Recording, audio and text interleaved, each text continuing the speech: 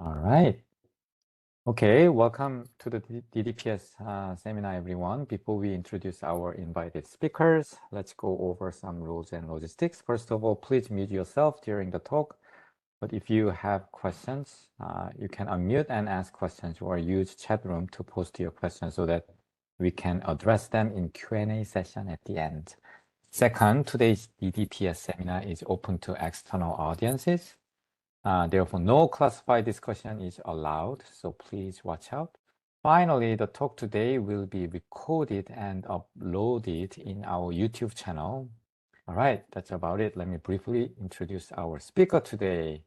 It is an honor to host Dr. Ye-Xiang Su, who is an assistant professor in the Department of Computer Science, Purdue University. The goal of Dr. Su's research is to bridge large-scale constraint-based reasoning with state-of-the-art machine learning techniques to enable intelligent agents to make optimal decisions in high-dimensional and uncertain real-world applications. More specifically, Dr. Su's research focuses on scalable and accurate probabilistic reasoning techniques, statistical modeling of data, and robust decision-making under uncertainty. His work is motivated by key problems across multiple scientific domains, ranging from artificial intelligence, machine learning, renewable energy, material science, crowdsourcing, citizen science, urban computing, ecology, to behavioral econometrics.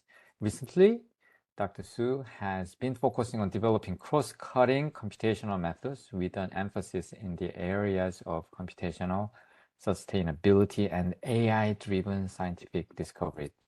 Today, Dr. Su will talk about vertical reasoning, enhanced learning, generation, and scientific discovery.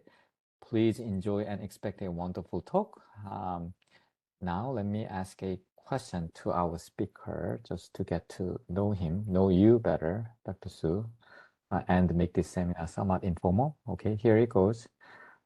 Obviously, you're passionate about AI algorithm development. How did you get into the world of AI development?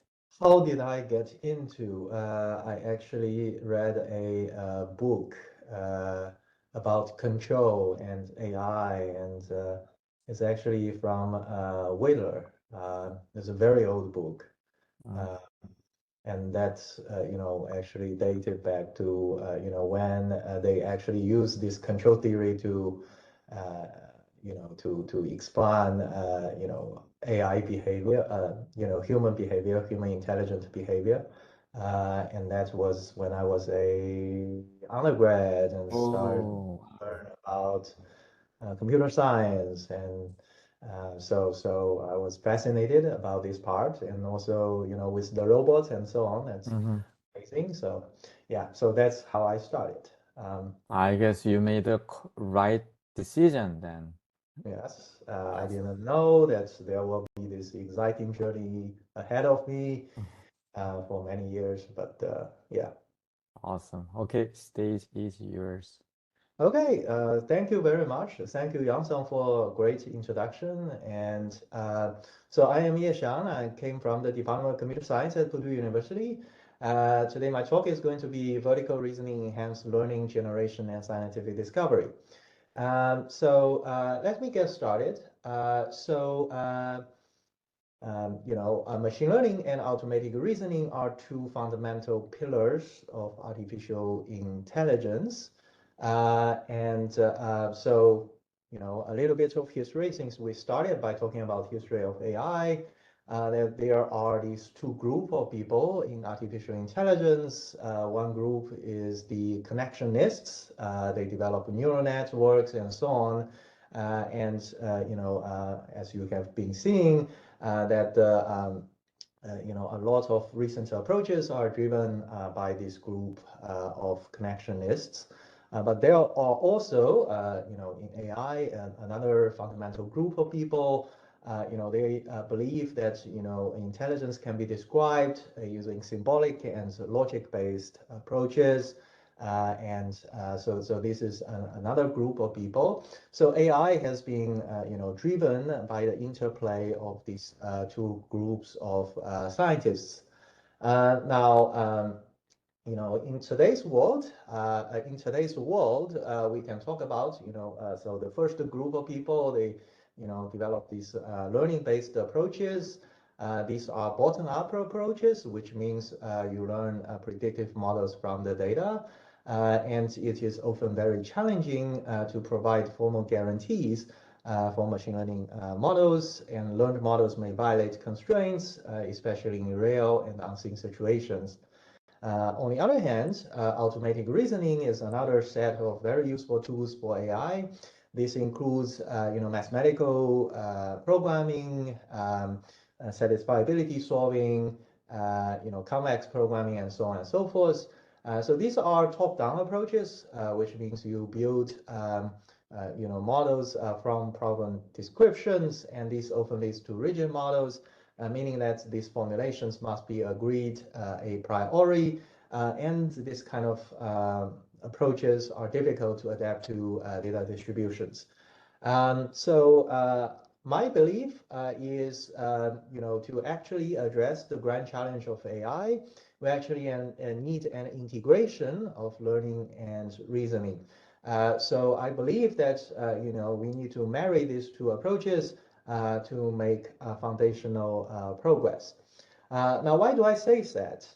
So here is a small example. So imagine you are a kitchen remodeler, and here is an existing kitchen. Kitchen environment, and you have these specifications of adding a blue microwave right of the oven and adding a green toaster left of the oven and below the sink. To accomplish this task, you actually need first, perceive where these existing objects are. So this is a perception task, and if we think about how human brains accomplish this task, is actually accomplished by the so-called system 1 perception system, or the fast thinking system, to actually locate where these objects are. But this itself does not solve the problem. So if you really want to add a blue microwave right over oven and so on, you actually need a little bit of planning and generation. So this, in terms of human beings, are accomplished by this slow thinking cognitive system, which is the system 2 planning and generation system, that you actually reason about, where are these the locations of these objects to be generated in relation to existing objects. And you also will need to reason about what are the most reasonable locations of this object to be generated. So typically for a toaster, it does not flow in the air, it does not go to the floor, and so on and so forth. So this step, for human beings are accomplished by slow thinking. But in today's world, if you think about how you are going to, if we use AI terms to describe this task, the first step is usually accomplished because of the perception step. The first step is usually accomplished by machine learning.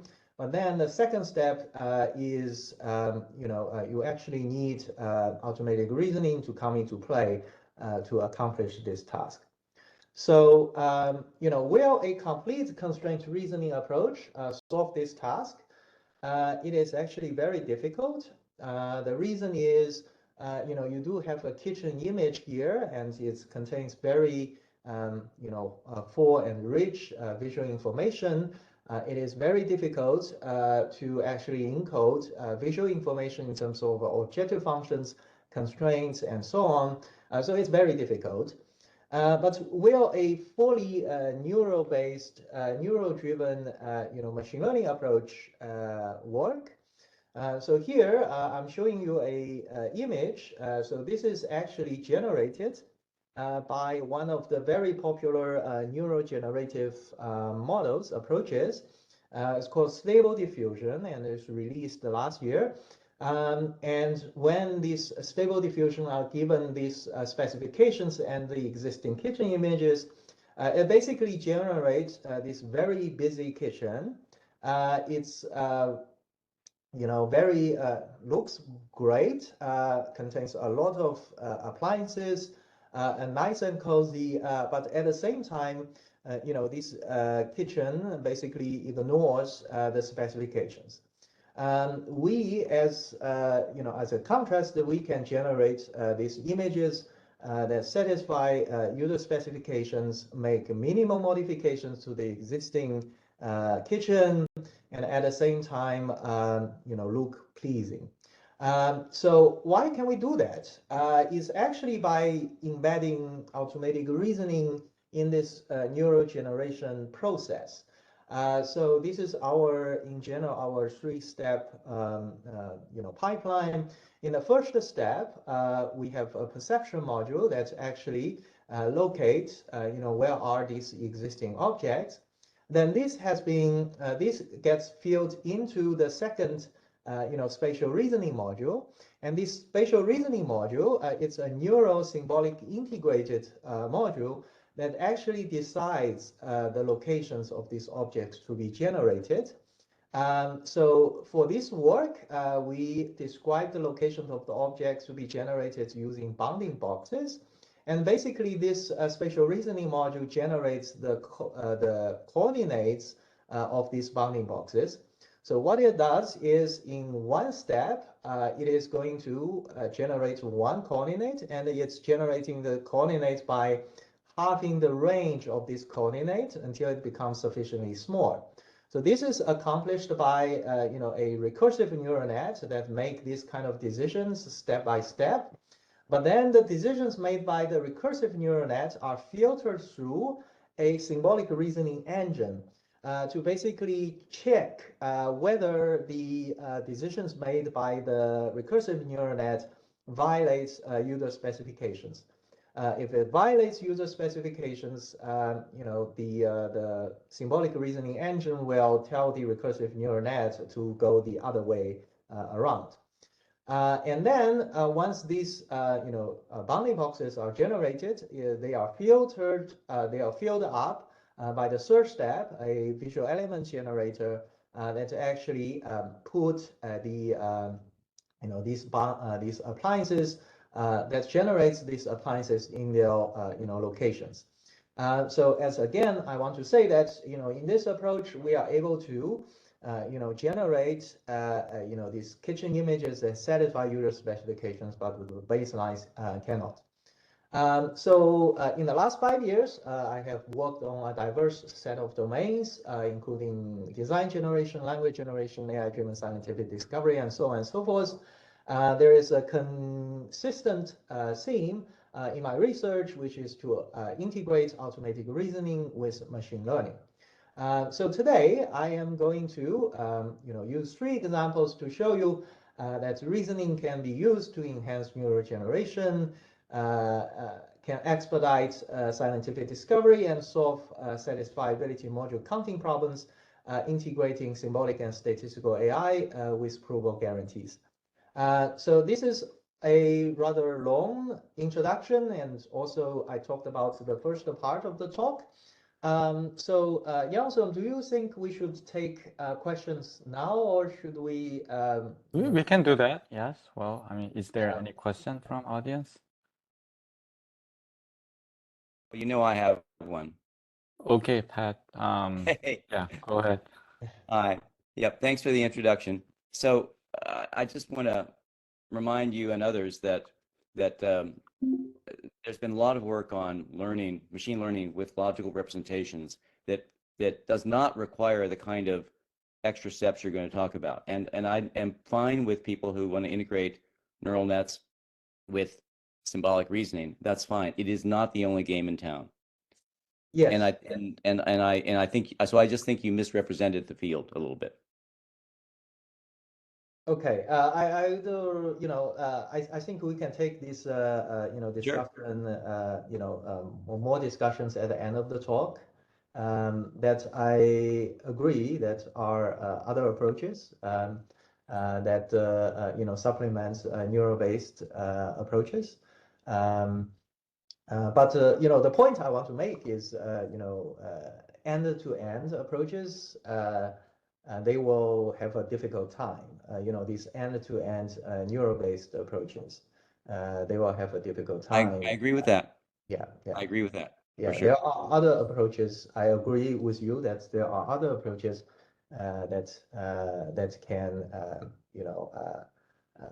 that can supplement existing end-to-end approaches for generation.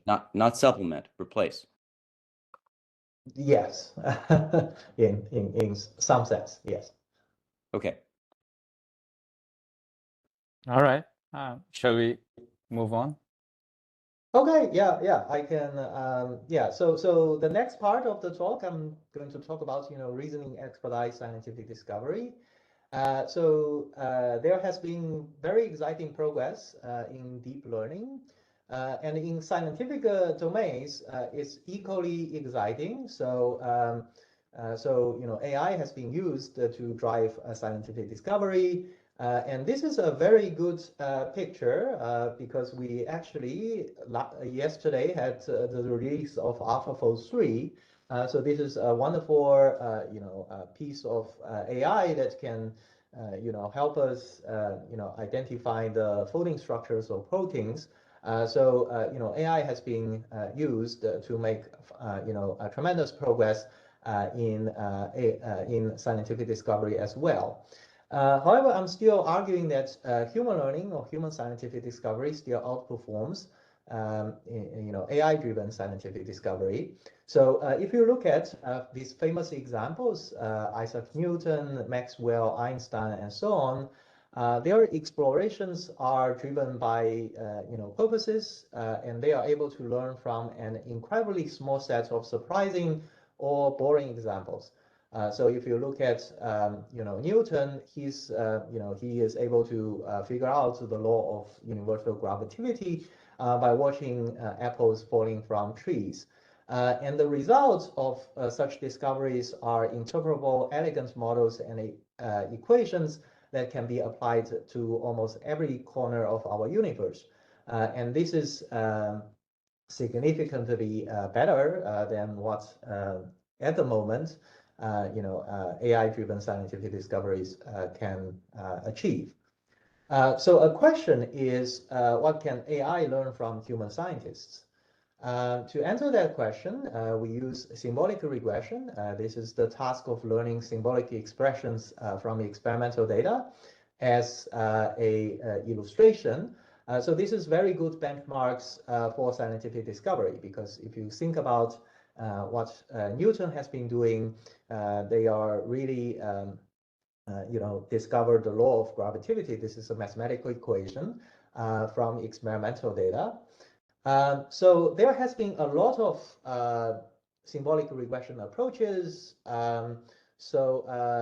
This is my very crude summary. So I would say most of these approaches follow the so-called horizontal paths. So I'm using the discovery of the law of the ideal gas law as an example. So what they do is they start with a guess of ideal gas law. So because there are many different equations of this type, they just pick up their first guess, and typically this is not a very good guess. So what they do is they start involving this equation until they find a good fit.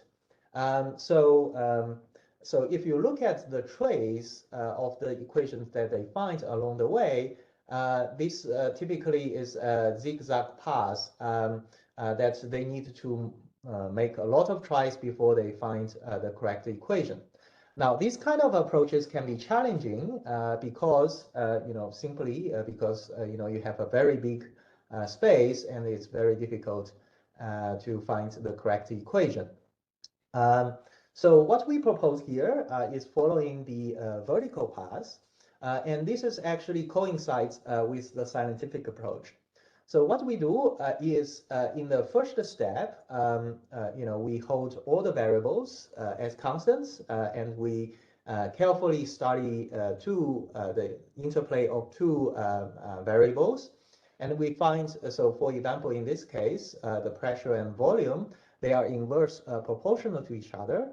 And then once we have this, reduced form equation, we start to add another, independent variable. So in this case, the number of gas molecules, and then another independent variables, and so on and so forth.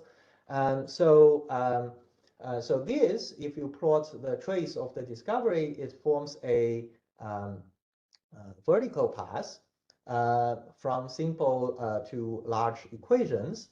And our argument is the search our argument is this vertical scientific discovery can supercharge, existing methods in discovering, very complex laws with many interleaving scientific processes and vectors. This is because, if you look at especially the first few steps, they discover these equations in reduced spaces with a subset of variables that a subset of variables, and because of that, the search space is a lot smaller, and they usually is easier to discover these reduced form equations and then gets expanded to the full equation. Just to prove my point, this is a human experiment. So here is the table, and it's the table is actually generated by an equation, by a ground truth equation. The input is x1, x2, and x3, and output is y. And there's no noise. So if I don't tell you the equation, can you see what the equation is?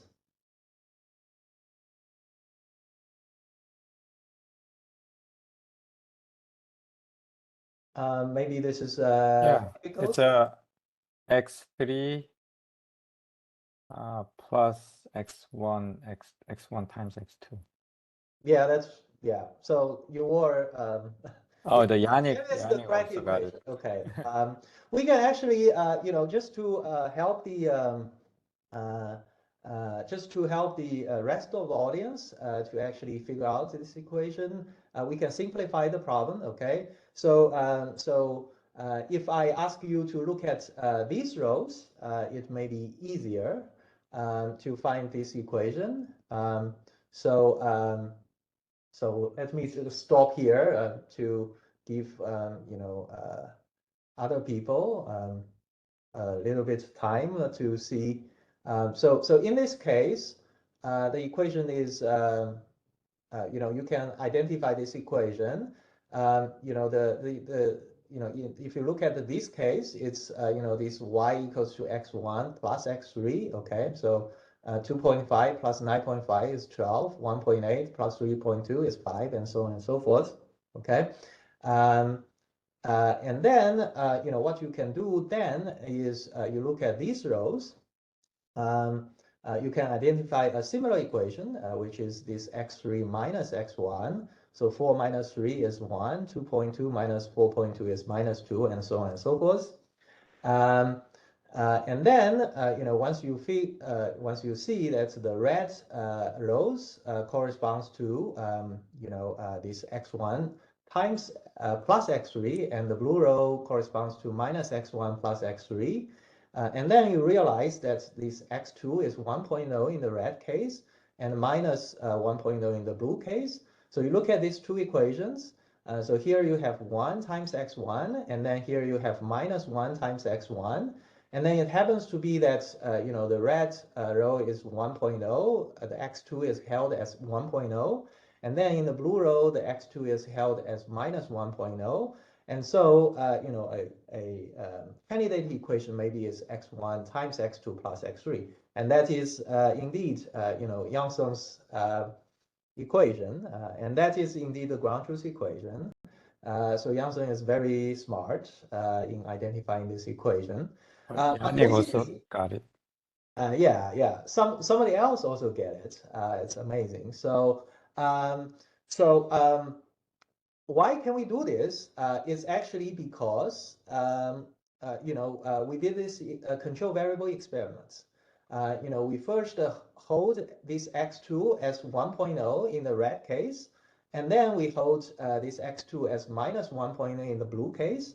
And because you are doing these control experiments, when these x2s are held as constants, you can take this variable out of the picture, and then it becomes a regression task of x1 and x3 to y, and that simplified the symbolic regression task. So our approach is basically an implementation of this idea using AI. So what we do is in the first step, we hold all the variables as constant, and it only allow one variable to vary. So in this case, we allow x1 to vary, and then we study its effect on the dependence variable y. We use genetic programming to find an equation that maps this single input x1 to the output y. Now, because there is only one input, the search space of possible equations involving one independent variables are not that many compared to 4 variables. We use genetic programming to map the single input to the output. Because the search space is not that big, usually genetic programming can find the correct equation. This has been expanded in the second step to include the second input variable, x2.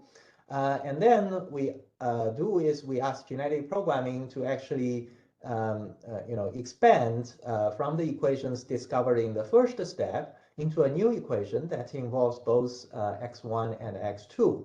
Now, because the extension involves one more variable at a time, usually it's a small modification to the existing equation. And in this case, usually genetic programming can identify the second equation involving 2 variables. And then this gets being expanded to the third step with 3 variables, and then with all the variables. Now, I do want to say that we happen to use genetic programming as an approach to find these intermediate equations, but we don't have to stick to this approach. Later on, we have tried other approaches, including right now the dominant approaches based on policy optimization of deep reinforcement learning, and those approaches work even better. All I want to say is this idea of expand from simple to more complicated equations, they can supercharge existing methods in finding complex equations with many independent variables. Experimental results demonstrate that you can find. The Pat recommended you to explain generic programming to others in case there are some people who are not familiar with it. Genetic programming maintains a pool of candidate equations, and then they use they use mating and mutating and mating operations to actually improve these equations so that these equations can fit better to the data. And this works naturally with these kind of approaches because so if you look at the first change of this step, it's actually expanding these equations involving a second variable, and this can be accomplished by mutating the equations or mating the equations with some other equations. What we are doing here is we freeze part of this equation discovered in the first step, and we only allow genetic programming to mutate and mate on these constants that we find in the first step. That when you hold these variables as different values in the first step, you will actually realize that the fitted constant values of this equation in different controlled values of this x2, x3, and x4, these fitted constants will change. So this is a good suggestion of, this particular constant is actually represents a sub-equation.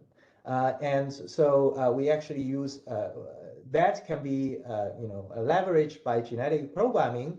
That's the genetic programming in the second step. They only expand on these these constants that are sub-equations, and these get expanded again and again to the four equations. Hopefully that's 10,000 level, 10,000 feet level introduction to genetic programming. Experimental results show that we can find equations with smallest regression errors compared to genetic programming and other approaches based on deep reinforcement learning. This approach actually is closely related to a set of approaches. I actually note about these approaches after I discovered our vertical symbolic regressor. These approaches are actually historically these Bacon are discovered by Pat Longley starting quite early in 1970s, and these systems are used to discover empirical laws. And what they do is they follow similar ideas that they represent, they represent information at a varying level of descriptions, with higher level of descriptions summarizing, the equations discovered at the lower levels. And they, this Bacon applies data-driven heuristics to detect irregularities in numeric and nominal data. And a very high level, 10,000 feet level description, introduction to Bacon is, so let's use the discovery of ideal gas law as an example. It's similarly as what we do is, this Bacon first discovers, the relationship between pressure and volume when holding, other variables, the temperature, the number of gas molecules, and so on as constants.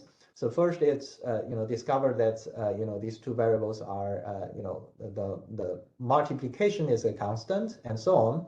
And this gets being summarized into a new variable. So in this case, it's this variable of k.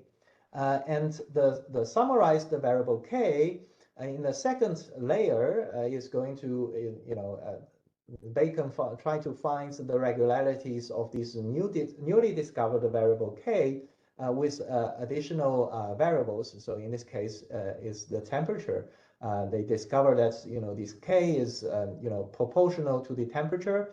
And then this gets being summarized again into another new variable. So in this case, the variable b. And then these b are being added into the system. And then we discover the regularities that this b also is proportional to the number of gas molecule n. And then this basically is also a recursive process. And in the end, Bacon discover this particular symbolic form. But then if you substitute, b is actually k divided by t, and then k is actually p times v, you get the ideal gas law. So this has been a series of very successful approaches. So if you look at how much data this is required to discover the ideal gas law, for Bacon, you actually, to discover this this equation b equals to r times n, you actually need to vary all the values of temperature t, and then to discover the this equation k divided by t is b, you actually need to vary all the different relationships of p times v. So basically, Bacon actually assumed a complete factorial experimental design, meaning that you basically need to you basically will need to go through all the experimental conditions to find these the ideal gas law. Our approach is closely related to Bacon. We actually is slightly different. So we always, we treat this as a predictive task. So we, in the first step, we try to, we select one variable as a dependent variable and other variables as independent variables. And in the first step, we again, similar as Bacon, we set all the variables as constants and allow one variable to vary. So we discover this reduced form equation, and then in the second step we expand this constant into a new constant into a sub-equation that involves temperature, and then in the next step, these sub expressions gets being expanded again with the number of gas molecules and so on, and the temperature, and this give us the ideal gas law. So it's clear, it's clearly closely related to Bacon, but because we are assuming these the intermediate form of the equations in intermediate steps, what we can do here is we can actually speed up the process a little bit, that we do not need a complete factorial design. So if you actually would like to figure out what is the correct values of the C2, you actually only need to if you are committed to this the first form of this reduced form equation, in the second step you can use only a subset of the controlled conditions of this temperature to actually figure out this second step equation, and so on and so forth. So it's a little bit more efficient. So we also show that our approach can speed up the discovery of partial differential equations from discovery of partial differential equations from experimental data. For that, we look into learning models for dendritic solidification. So this is described by this very complex set of partial differential equations. And for these experiments, we only are interested in learning the values of these parameters, and the form. We are still working on building an AI that can automatically discover this form of partial differential equations. So we consider the vertical learning experiment in which we split these variables into two groups, the blue variables and the red variables. We first feed the models with the data in which the blue parameters, they do not have effect on the spatial temporal dynamics of this model. This allow the model to learn the red parameters at first, and then in the second step we allow the model to learn from the data in which both the blue and the red parameters, they have on those data in which both the blue and red parameters, they both play roles. So this is the simulation of the ground truth model. If you learn all the parameters at once, you basically are able to, you're basically learning this. It's a solidification process, but it actually, learn these models with the round number of this snowflake with the round number of petals. And if you follow the vertical learning experiments, you are able to discover the ground truth model that actually simulates a snowflake. So I talked about the vertical symbolic regression. This is the idea of building from intermediate symbolic equation to the four symbolic equations. We show that this vertical discovery also expedites learning partial differential equations from data. Pat, yes, all the snowflakes are unique. I agree with you. What we are considering here is if we can identify the the exact conditions that form a particular snowflake. And that is really a very difficult task. And we show that, this vertical discovery can, discover, the exact conditions for forming that particular snowflake. Now, I really want to say is, traditionally, symbolic regression has been a pure learning task. So the input is data, the output is a model. Although the model is in the form of mathematical equations, but still they are models. Because of that, this has been treated as a pure learning task. So most of the symbolic regressors, they work with fixed data sets. So what we believe is we can bring automatic reasoning into play. And the reasoning is really to reason about what are the intermediate hypothesis models, hypotheses, and the experiments that can work as stepping stones for us to grow from these small equations to intermediate equation to the full equations.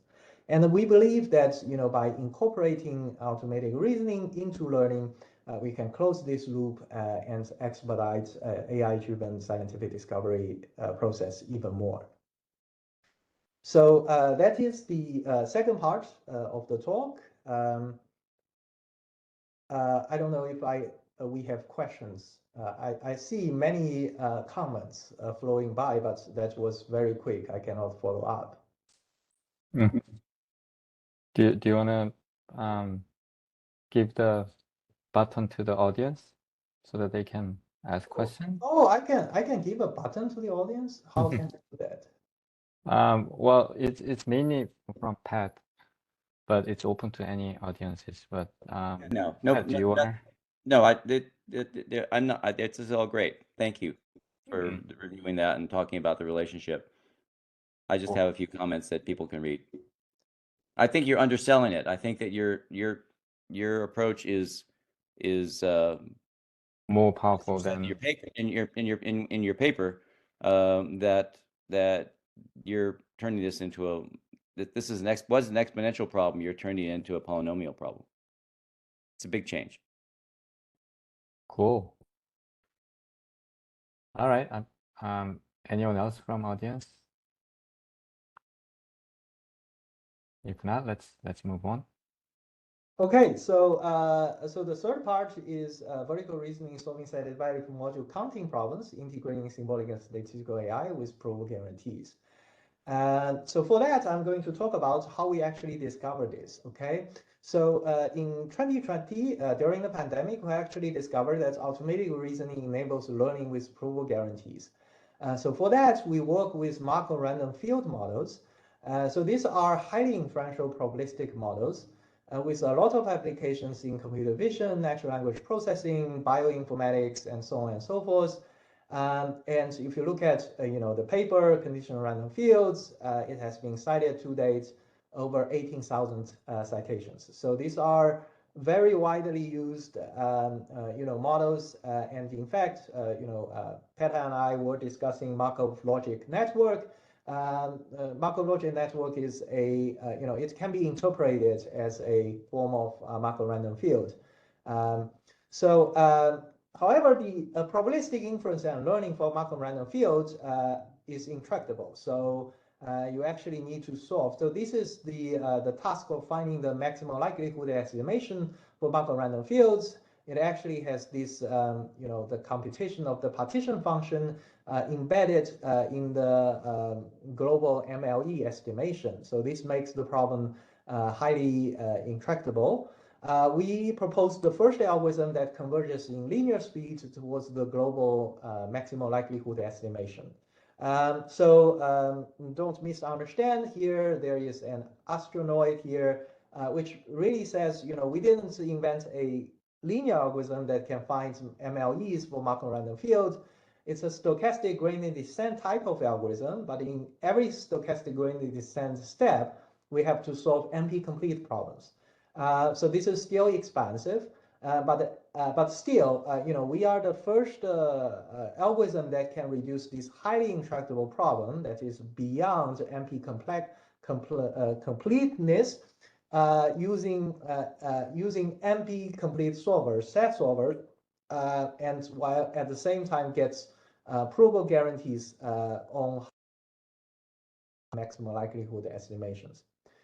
We also show that we can work on this stochastic optimization problem. This is to find policy interventions that maximizes or minimizes the stochastic function.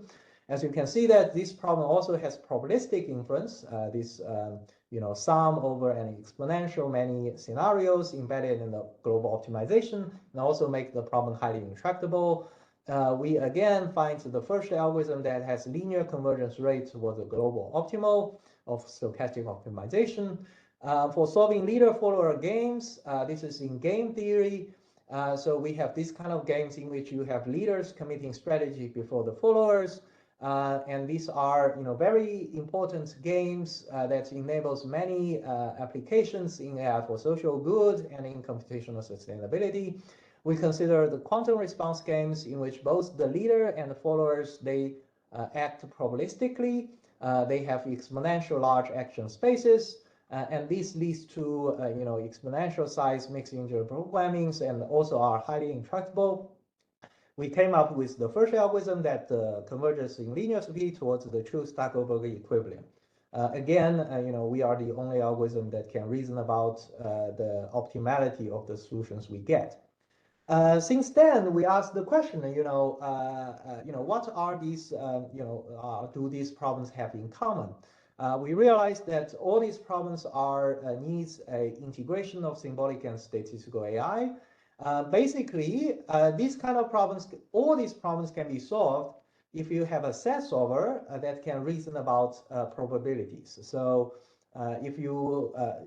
because of that, we propose this satisfiability module counting problem. This is a new language that basically gives the set solvers this new module theory to do probabilistic inference. So a satisfiability module counting problem decides the truth of a Boolean formula that involves certain predicates whose values are determined by probabilistic inference. So weighted model counting is basically another name for probabilistic inference, and that's why we call this satisfiability module counting problem. Now, what does a SMC problem look like? So here is an example. Find me a hotel, so my expected working time to Truffle AI and to either one of the two cafes is no more than 30 minutes. So to solve this problem, you actually need to have probabilistic inference. So the computation of these expectations embedded in a set formula. So you need to connect these expectations with and ors. Okay, and so that is why make this problem highly intractable. And to compute the expectation, you have to do probabilistic inference, which you need to reason about. You need to reason about random scenarios, and this often leads to these model counting problems, which are those gigantic sums that you have been seeing. Now, if you rearrange the terms a little bit and use indicator variables and so on, then you can actually write the problems into the symbolic part of the problem and the statistical part of the problem. So basically, these kind of problems are basically you want to find the solution to a set formula in which you have the values of certain set Boolean variables determined by probabilistic inference. And that is indeed the problems that we are solving. For the paper that we published, we consider this relaxed version of the problem in which you have the bidirectional implication replaced by this one-directional implication. But still, for all applicational problems that we consider, all of these problems can be written in this form, in this relaxed form. Our approach is quite interesting. So the approach is we first transform, we first reduce this highly intractable satisfiability module counting problem into a set problem. Okay, so we first is a rewriting step that produces a set formula, and then we use the standard set solver to determine whether the set formula is satisfiable or not. We can show that if the original SMC problem is satisfiable, if you tighten the probabilistic argument by a multiplicative constant 2 to the c, the original SMC formula is still satisfiable, then our approach, this XOR SMC approach, can with high probability find the satisfiable solution. On the other hand, if the original formula is not satisfiable, even if you relax the probabilistic counting argument by a multiplicative constant, our XOR SMC formula will highly likely return that the original formula is not satisfiable. So we are, as far as I know, the only approach that can produce, that can give you, provable guarantees, tight provable guarantees, so within a multiplicative constant on both sides. No other approaches can give this kind of guarantees. So why can we do that? We actually leverage a connection between model counting and set solving with randomized XOR constraints. So to do that, we actually consider this unweighted problem that is really, to count the number of solutions to a set formula. But probabilistic inference is a weighted version of this problem, and there are ways to reduce the weighted, probabilistic inference into this unweighted version. That I'm not going to talk about that here. So if you consider this relatively simple formula, it has these two models, these two solutions, but this is not interesting. What makes it interesting is if you write all the XOR constraints that involve these two variables x1 and x2, and then you testify whether each of these models satisfy the XOR constraint or not. If it satisfies, it is a 1, okay? If it doesn't satisfy, it's a 0. What you can find here is every row has exactly half of them are 1s and half of them are 0s, okay? Now, why is that interesting? Is because suppose you randomly sample an XOR constraint from this set of constraints, and then you pick up a model and you ask whether my randomly sampled XOR constraint, whether this model satisfies my randomly sampled XOR constraint or not. You get a 50-50% of the chance that that XOR constraint, this model satisfies the XOR constraint, right? Or to put it in another way, if you have this Boolean formula, and you add to this Boolean formula, you conjunct to this Boolean formula an XOR constraint that is randomly sampled from this set.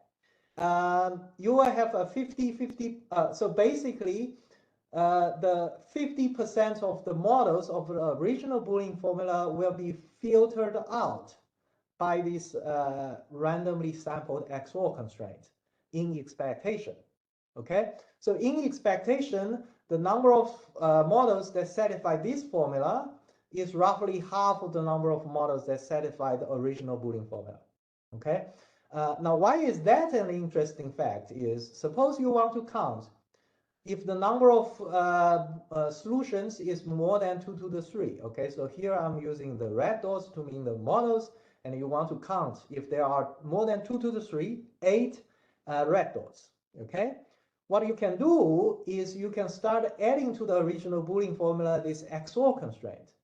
You know that adding one XOR constraint, you are getting rid of half of the red dots, okay? You can do this 3 times. Then what you can do is, suppose in the end, you have a red dot left in the last step, then you basically know that in the second to the last step, you have roughly like 2 red dots. And then in this step, you have basically like 4 red dots. And in the beginning, you have roughly 8 red dots, okay? So you know that if you have red dots left in the end, highly likely in the beginning, you have roughly more than 8 red dots. On the other hand, if you start with fewer than 8 red dots, after 3 filtering, highly likely you won't have red dots left, okay? Now, how can you decide whether you have left red dots or not in the last step? You just basically test the satisfiability status of this formula on the left, okay? Now, why is that useful? Is because in the beginning you have this SMC problem that you have this intractable model counting embedded in the problem, and this problem is highly intractable. But you can actually replace this model counting with this Boolean formula, as I talked about, that involving randomly sampled XOR constraint. This will change the whole problem from this SMC problem into a single set problem. And at the same time give you probable approximation guarantees. So experimental results confirm that our approaches outperforms baselines in terms of solution quality. This is expected because we have probable guarantees, but it also outperforms the existing approaches in terms of time. This is really because of the tremendous progress made by set solving in the last decade. This is another, applicational domain.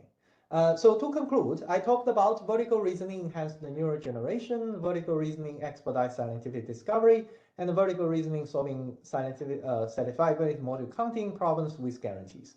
What I really want to talk about is both human beings, human brains, and AI agents. They need both automatic reasoning and learning to work.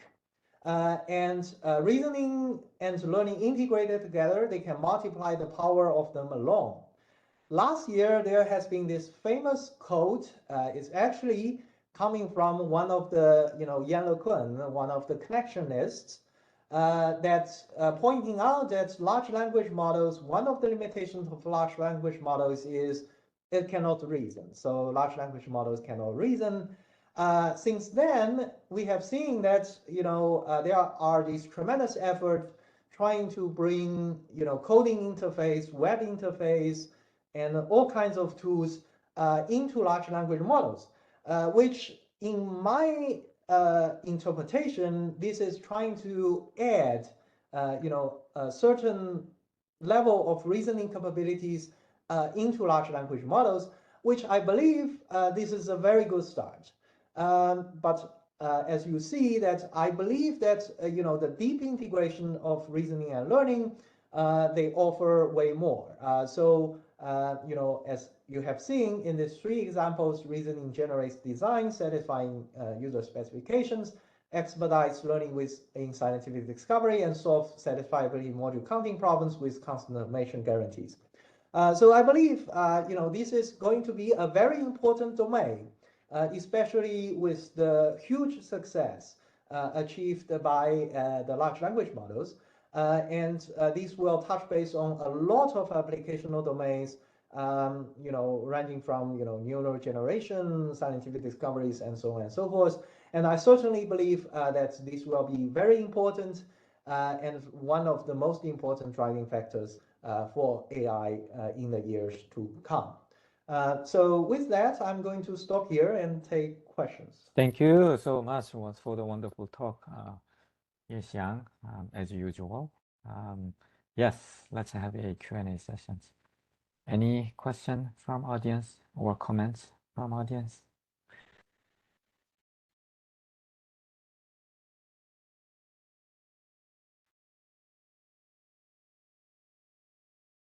My question is, my main question is, how does it scales computationally as the data increases?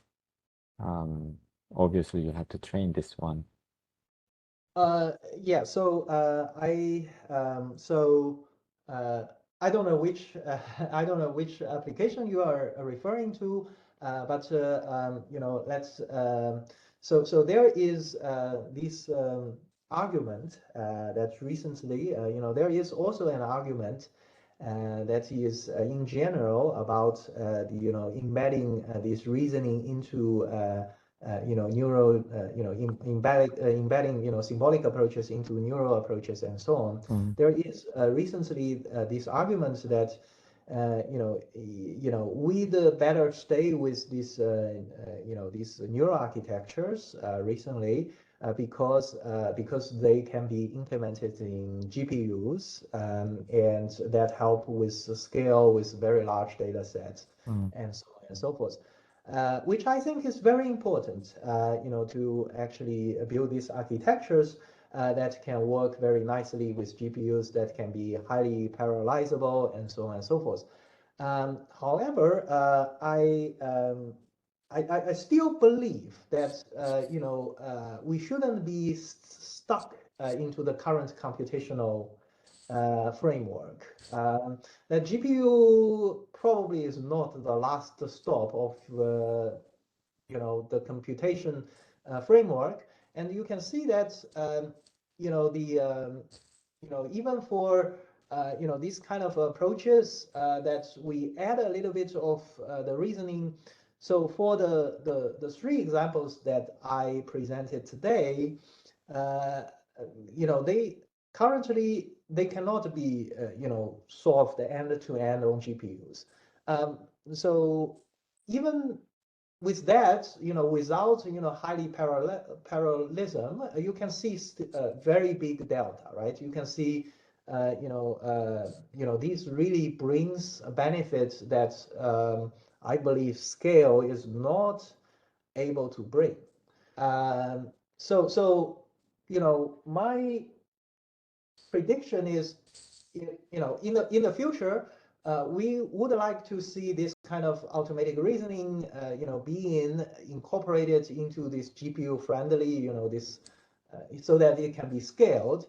But we don't stop there. We don't say, oh, any approaches that cannot scale up, fully by end-to-end approaches. We just stop exploring them. I think that is a wrong message. Yeah, but I agree with you that scaling is very important. Yeah. Okay, thank you. Pat, do you want to unmute yourself and ask your question? Sure. So of course I really like the second half of your talk, part of your talk, but not all scientific fields are experimental, right? There's fields like ecology, astronomy, sociology, that where all you can do is observe. And the question is whether there's any way to adapt your ideas, your approach to deal with those kinds of domains. For example, can you use statistical analyses to get the same effect as experimental control in those cases? Do you have any thoughts on that? I have many thoughts on that. I think these are very important questions. And I think, these domain experts, they are way smarter than us. They have been working in this domain. I was talking to an economist before, and, part of the reason is, part of the headache they have is they cannot run large scale experiments and so on. So they really needed to, reason about, do this counterfactual reasoning about what may happen if the economic policy is in this way, in that way, by try to do that kind of predictions from historical data in which they didn't have the policy implemented in those ways. So they really have to do statistical inference. They really have to do this counterfactual inference on what might happen, suppose the the policy is in those ways and so on. And I think that is another domain that I think the third if you look at the third part of my talk is about use statistical reasoning to prove a certain effect, to give bounds, approval bounds for certain statistical events. And I think that is very that is something that's very much worth looking into. And but my specific question was whether you could use the vertical idea in non-experimental domains. That's what's not clear to me. and I have thoughts on it too. We can take it offline. I just wanted to raise the issue. Yeah, I think we should talk that offline, and you know, I also have some idea there in terms of, so basically, you know, these kind of domains, they have, you know, processes come in different scales, so we may be able to exploit some of those to you know, to make discoveries in those domains. Yeah. Okay, I think thank that you. needs a longer discussion. All right.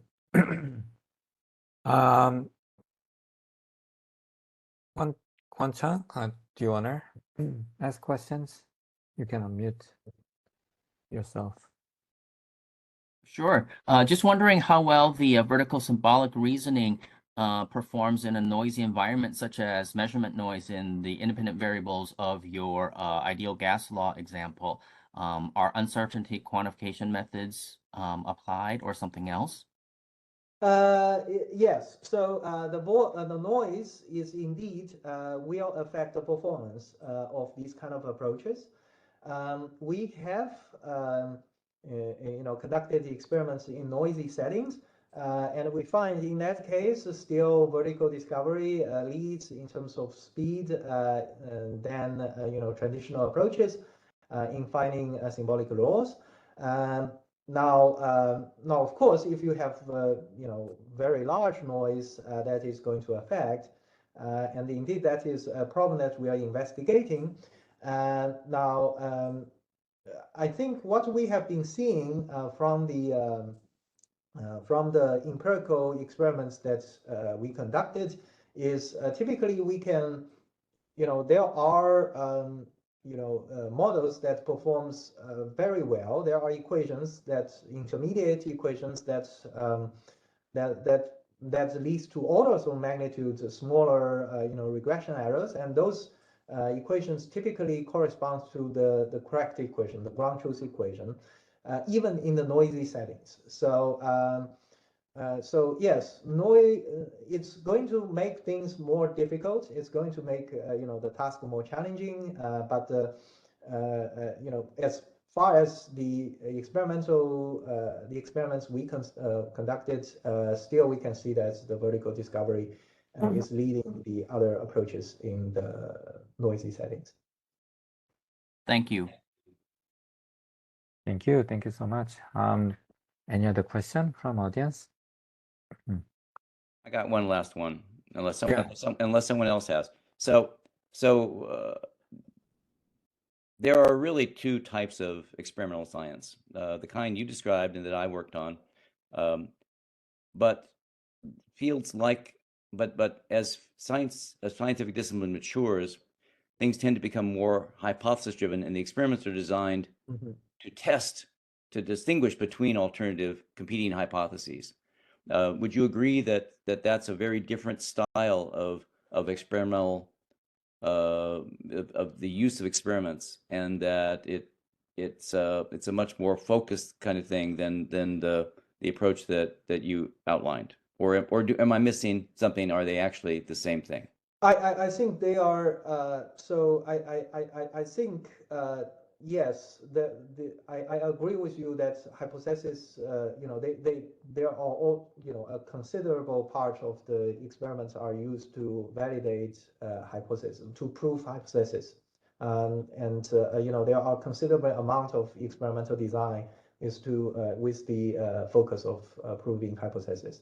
I think what I talked about here is an approach to actually do exploration to see what may be possible hypothesis to prove. But the second part is also very important. I agree with you that Okay, great, thanks. there are two types of. Yeah. Okay. Any other questions? If not, let's thank our great speaker today, Xiang Su. And let's thank for the wonderful talk. Thank you so much, Xiang. Yeah, thank you for you know for inviting me, and so yeah. Well, thank you for the wonderful talk. It's an interesting and exciting topic. All right. Right. This ends the the webinar.